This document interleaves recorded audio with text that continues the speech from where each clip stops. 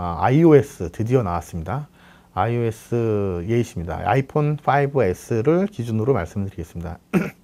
OS가 업그레이드 될 때마다 iOS 같은 경우는 4, 5, 5S, 6까지도 OS가 동시에 같이 업그레이드 되기 때문에 그 기본으로 따라오는 카메라 기능이나 이런 것들이 같이 업그레이드 된다고 보시면 됩니다. 그런 점에서 장점이죠. 자, 이 화면 같은 경우는 이제 포커스 잡는 위치가 이렇게 노란색으로 박스가 쳐지게 됩니다. 근데 그 옆에 반짝반짝 이 불빛이 나타나죠. 이 불빛이 나타날 때 아래 위로 터치된 손가락을 움직이시게 되면 이제 노출 밝기가 변화가 됩니다. 그 다음에 여기에 보면은 이제 요 플래시 모드를 자동으로, 그 다음에 켬, 끔 요 정도에서 선택을 할 수가 있고요. 그 다음에 HDR 모드도 이제 자동 켬, 끔으로 설정을 할 수가 있습니다. 기본적으로 요 세 가지 정도 기능만 사용을 하시면 크게 어려움 없이 사진을 촬영할 수가 있는데, 아이폰 간의 장점이라고 하면은 일단 기능이 가장 단순화되어 있고요. 그렇기 때문에 사진을 촬영할 때는 구도와 그 다음에 어떤 것을 더 많이 잡을지, 그 화면 안의 구성을 어떻게 할지를 더 많이 고민할 수 있다고 하는 장점이 있습니다.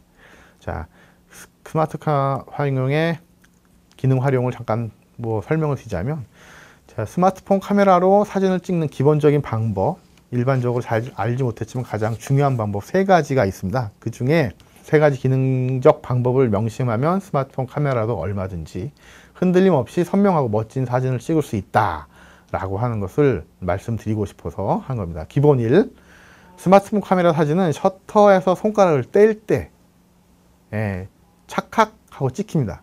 그러니까 열심히 아무리 꽉꽉 누르셔 봐야 누를 때 찍히는 게 아니라 뗄 때 찍히기 때문에, 그것을 알고 살짝 터치를 하시게 되면 이제 흔들림이 아무래도 적겠죠.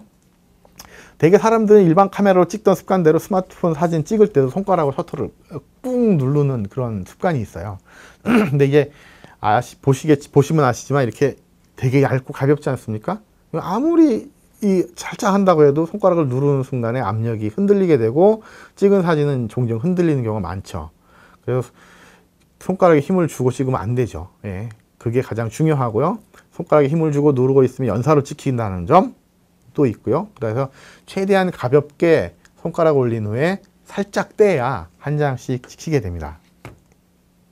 그 다음에 찍고자 하는 대상을 반드시 손가락으로 터치하라 라고 하는데, 이게 이제 안드로이드 계열에서는 G3 이상, 그 다음에 갤럭시 S6 이상, 갤럭시 S5 이상에서 5, 6 이상에서 보실 수 있는 기능인데, 손으로 터치를 해서 아까 오토포커스 모드를 해제하고 수동 포커스로 했을 경우에 해당하는 내용이죠. 그러나 아이폰에서는 무조건 기본적으로 오토포커스는 자동이 되고, 손을 터치를 할 경우에 터치된 위치에 수동 포커스가 전환이 됩니다. 그런 차이가 있는데, 어찌됐건 찍고자 하는 피사체, 중심이 되는 피사체에 손가락을 반드시 터치를 해라. 이것은 이제 스마트폰이 기본적으로 인물 인식이 기본 기능으로 되어 있습니다. 그래서 그냥 그런 거 없이 되면 포커스가 자동으로 사람 얼굴에 가게 되죠. 근데 이제 풍경이나 정물, 꽃을 찍을 때는 스스로 인식하지 못하는 경우가 많고요. 초점을 두고자 하는 곳에 손가락을 터치해서 맞추는 방법을 사용하는 게 좋습니다.